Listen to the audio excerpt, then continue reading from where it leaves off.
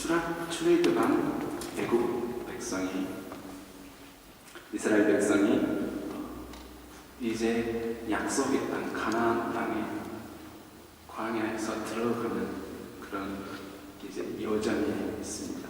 드디어 출발을 하려고 민수기서 보면 1장부터 이제 10장 10절까지 보면 이들이 준비를 합니다.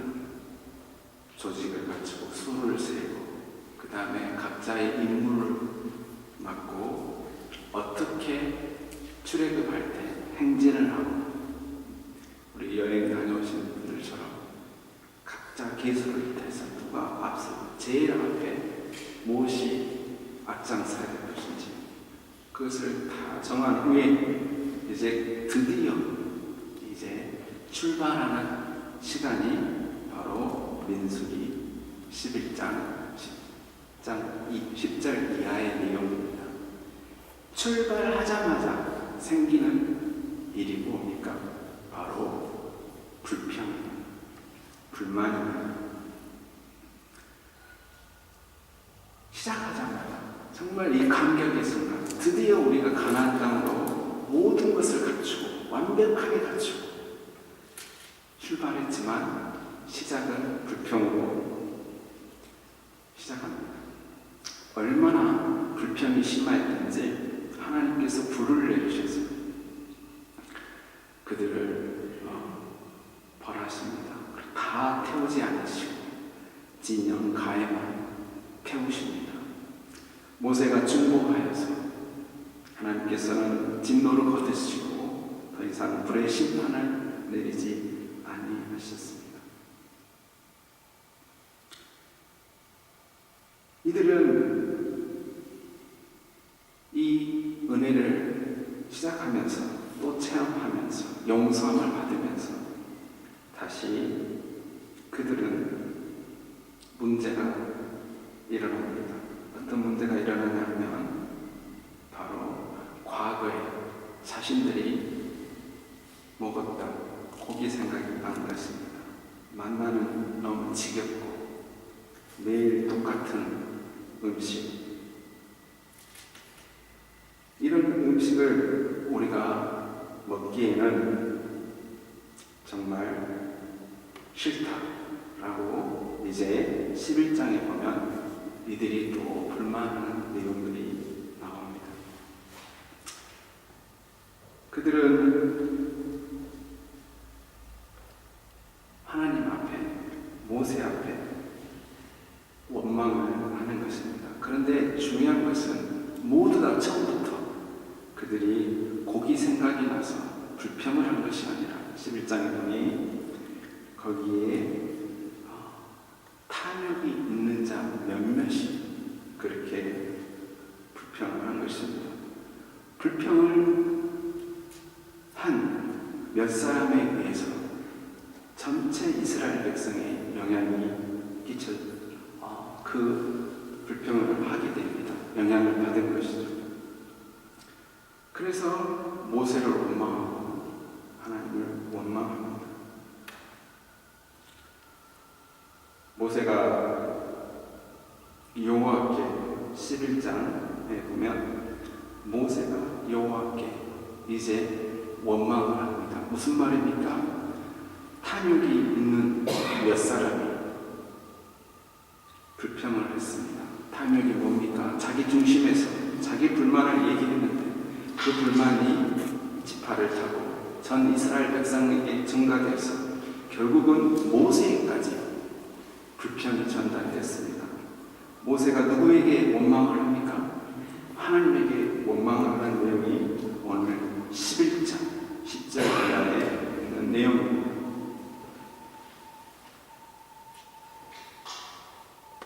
하나님, 내가 이 백성을 낳았습니다.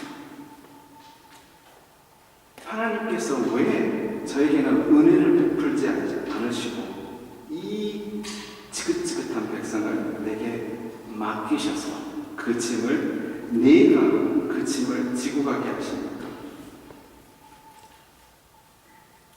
이 백성에게 어디에서 고기를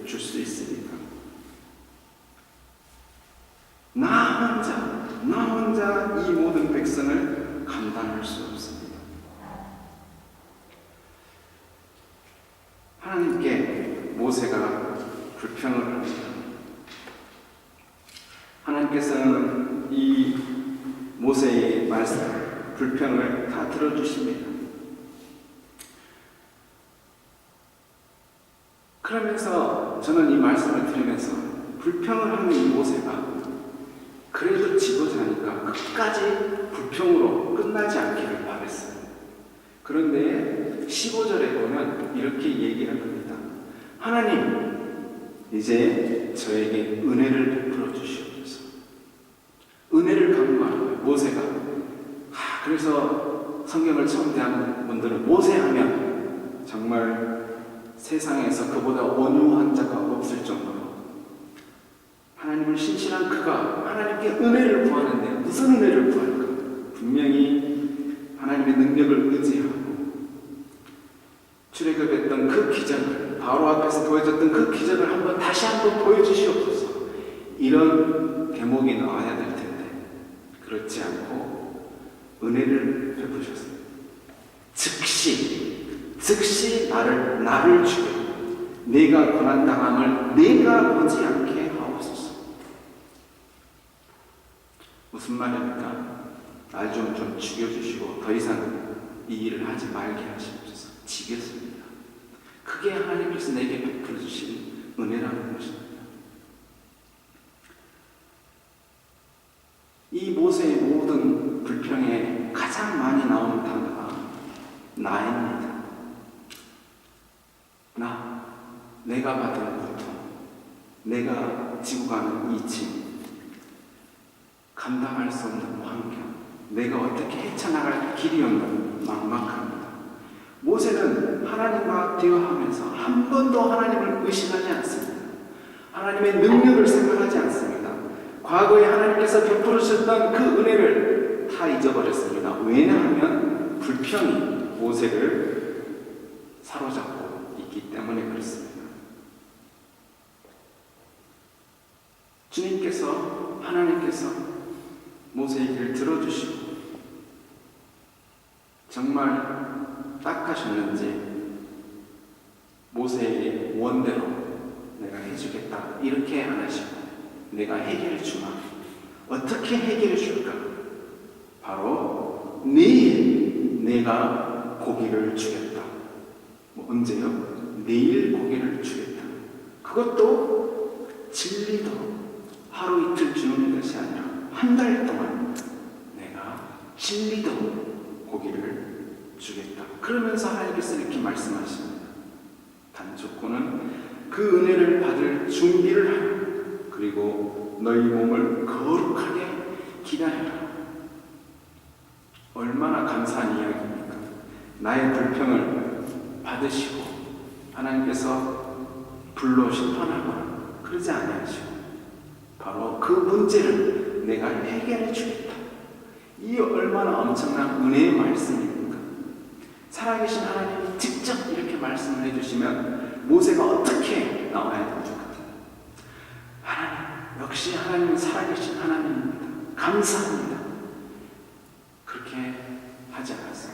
왜냐하면 모세는 지금 불평의 영에 사로잡혔기 때문에, 불만이 가득하기 때문에 하나님 말씀이 들리지 않습니다. 내일 내가 해주겠다는 그 하나님의 약속을 믿지 못하는 것입니다. 무엇이라고 얘기합니까? 어떻게 그게 가능합니까? 말도 안 되는 소리 하지 마십시오. 이렇게 얘기합니다. 우리가 70만 명, 걸어다닌 자가 70만 명, 장정이 70만 명인데 내일 당장 어떻게 그 많은 고기가 나온단 말이에요. 이렇게 얘기합니다. 여기 있는 모든 소, 양, 가축을 다 잡고 바다에 있는 모든 고기를 다 잡는다 할지라도 먹을 그런 일은 없다는 겁니다. 누가 얘기하는 겁니까? 모세가 얘기하는 것입니다. 하나님의 능력을 믿지 않는 것입니다. 우리는 왜 기도하지 못합니까? 기도하면서 왜 불안해하고 확신이 없습니까? 왜 하나님의 얼굴을 구하지 않습니까? 그것은 하나님을 신뢰하지 않기 때문에 그렇습니다. 반만 신뢰합니다. 12 정탐꾼이 보고를 합니다. 과연 적과 꿀이 흐르는 땅이지만 그러나 거기에 있는 사람들은 거의 네피리 사람들입니다. 우리는 거기에 비하면 메뚜기입니다. 얼마나 과장한지 모릅니다. 여러분들, 불평에 있는 사람들, 하나님을 불신하는 사람들의 말은 얼마나 과장되고 얼마나 많은 논리들이 있고 얼마나 정말 그럴듯한, 정말 우리를 설득시킬 만한 그런 이론들이 얼마나 많은지 모릅니다. 그러나 하나님을 신뢰하는 사람은 단순합니다. 여러분들, 14장의 그 여호수아 갈렙의 이야기는 짧습니다. 간단합니다. 여호와가 기뻐하시면 능히 그 일이 일어날 것이다. 우리가 정복할 것이다. 그것이 끝입니다. 그런데 다른 사람들은 계속 과장을 합니다. 부풀립니다. 안 된다는 거예요. 지금 모세도 그렇게 얘기하고 있습니다. 얼마나 과장을 합니까? 모든 바다의 고기를 다 잡아도 안 된다는 거예요. 그런 일은 일어날 수 없다는 것입니다. 하나님을 믿기는 믿는데 신뢰하지는 않습니다. 100%는 믿지 않습니다.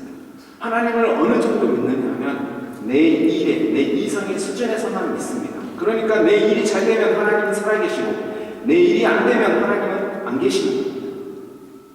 그 수준에서만 머무르는 내 이성 안에서. 그러나 하나님께서는 내 이성을 뛰어넘으시고 모세가 경험해야 될 그 이상의 하나님이심을 하나님께서는 나타내 주시고 계십니다. 어느 연구에서 사람들이 자신들을 막혀있던 문제의 원인들을 조사했습니다. 6그룹으로 나눴는데 3그룹을 말씀드리자면, 첫 번째 그룹은 항상 자기 중심성을 가지고 자신을 막는 것입니다. 그 다음으로 이기적이고 교만하고 과민 반응하고 사랑하지 않고 완고하고 독립적입니다. 두 번째 그룹은 패배감 있는 사람들입니다. 열등감, 소외감, 외로움, 절망, 극복할 수 없는 자신감. 세 번째 그룹은 분노의 그룹입니다. 사람들을 싫어하고 미워하는 마음, 질투하는 마음, 그리고 사람에 대한 지나친 비판을 합니다. 여기에 막아버리는 거죠. 하나님과 소통의 기회, 은혜를 받을 수 있는 그런 소통의 기회를 다 막아버리는 것입니다. 모세는 막혔습니다. 자신이 혼자라고 생각했습니다. 지금껏 하나님께서 인도하셨지만 자기가 혼자 감당했다고 생각합니다. 내가, 내 집, 그리고 그 집은 당신 것, 내게 아니라. 그리고 왜 내가 이런 일을 해야 되고, 내가 왜 이런 고난을 당해야 되고, 무엇 때문에 하나님께 원망을 합니다. 이런 절망의 모습 속에서, 이 절망의 구동 속에서 하나님을 보지를 못한 것입니다. 하나님의 은혜를 기다리지 못하는 거예요. 하루를 못 기다렸어요. 모세가 하루를 못 기다렸어요. 하나님께서 분명히 말씀하십니다. 너는 복에 되리라. 정말로 하나님께서는 약속하신 말대로 메추라기를 보내셨어요. 모세의 눈앞에서 하나님의 말씀이 이루어짐을 보여주셨습니다. 모래 위의 발자국이라는 유명한 시가 있습니다. 여러분들 거의 한 번씩은 들으셨을 것입니다. 어떤 사람이 꿈을 꿨습니다. 이제 자기 인생의 여정을 돌아보는 꿈을, 이 해변가를 거닐면서 자기 인생의 발자취를 돌아보면서 이 해변 그 발자취에 항상 두 사람의 발자국을 보게 되었습니다. 하나는 자신의 것이고 하나는 주의 것입니다. 그런데 몇 군데에는 발자국이 두 사람 발자국이 아니라 한 사람 발자국입니다. 그래서 이 사람이 주님께 말씀합니다. 주님께서는 제가 당신을 따르기로 결심하고 나면 항상 저와 함께 동행하시겠다고 말씀하셨는데, 지금 와서 보니 제가 가장 어려운 시기에는 한 쌍의 발자국밖에 없습니다. 제가 주님을 가장 필요로 했던 시기에 주님은 왜 저를 버리셨는지 모르겠습니다. 주님께서는 대답하셨습니다. 나의 소중하고 소중한 아들아, 나는 너를 사랑하기 때문에 너를 버리지 않는다. 내 시련과 고난의 시절에 한 쌍의 발자국만 보이는 것은 내가 너를 업고 갔기 때문이다. 사랑하는 성도님들, 우리가 혼자라고 생각하고 나 혼자만 억울하고 나만이 왜 이런 고통을 당하고 이런 나 혼자 짐을 지고 간다는 생각을 하실 때가 있을 줄 믿습니다. 제가 그렇거든요. 그래서 짐을 벗어버리고 싶은 그럴 때가 많이 있습니다. 그러나 오늘 모세에게 보여주셨던 하나님, 한 번도 나는 너를께서 시선을 뗀 적이 있다. 읽지는 않았지만 23절에 보니까 내 손이 짧아 보이냐? 절대 그렇지 않다. 내 손을 보지 못하는 것은 모세가 보지 못했지만 그 전능자의 손은 모세를 항상 붙들고 있었고 우리를 붙들고 있었습니다. 어떤 상황에서든지 그 손은 함께하고 있었는데 보지 못한 사람은 바로 모세인 것입니다. 왜냐하면 불평에 사로잡혔기 때문입니다. 북미 대화가 이루어집니다. 남북의 통일을 영원하는 그런 사람들이 있는 반면에 그런 일이 일어나지 않는다. 다 정치스러워야 합니다. 그러면서 그들은 나름 논리들을 펴서 일어나지 않을 것이다. 경제적인 손실을 들어서 어떤 일은 일어나서는 안 된다. 이렇게 얘기를 합니다. 그러나 우리가 정말 기도해 주셨던 것처럼 북에 얼마나 인권이 유린되어지고 얼마나 복음에 목말라 있는 사람들이 아직도 숨죽여가면서 예배를 드리며 그 처참한 감옥에서 생활하고 있다. 정말 그 죽어가는 영혼들을 생각한다면 우리는 깨어서 기도해야 합니다. 전능자의 손을 바라보면서 이 북미 대화가 성공적으로 이루어지기를 위해서 기도해야 합니다. 그들만의 혼자의 짐이 아니라 바로 모세에게 이렇게 말씀하셨지 않습니까? 70명 장로들 세워서 그들에게 짐을 나눠줘서 그들에게 함께 하나님을 일을 하게 했던 것처럼 분명히 오늘도 저와 여러분들을 통해서 기도를 통해서 삶을 우리의 작은 삶이지만 그런 삶의 순간순간을 통해서 하나님께서는 일하고 계십니다. 전능자의 손을 의지하시는 우리 작은 이 도로통지 중앙교회에서 바로 큰 하나님의 역사가 보게 될 것이라고 저는 믿습니다. 우리 기도를 통해서 저 먼 세계에 멀리 계신 바로 우리 조국의 동포들 또 지금 회담장에 그 있는 준비하고 있는 사람들의 영향을 끼치리라 저는 확신합니다. 사랑하는 성도 여러분, 우리 청년들 모임에서 말씀드렸는데 어거스틴의 참회록에 가장 첫 번째 그가 가장 첫 마디 고백록에서 했던 첫 마디는 하나님 그로스 위대하시다. 정말 하나님은 위대하신 분이다라는 것을 그가 가장 먼저 고백하셨습니다. 우리 준비 찬양했던 주님의 높고 위대하시다 내 영혼이 찬양하네. 이 어거스틴의 이 고백이 저와 여러분의 매일의 삶의 고백이기를 간절히 소망합니다. 우리의 시선이 지금 일어나는 바로 힘든 상황에만 멈추지 않아요. 그 너머에 계시는 전능자에게 우리의 시선이 고정되기를 간절히 소망합니다. 기도하겠습니다.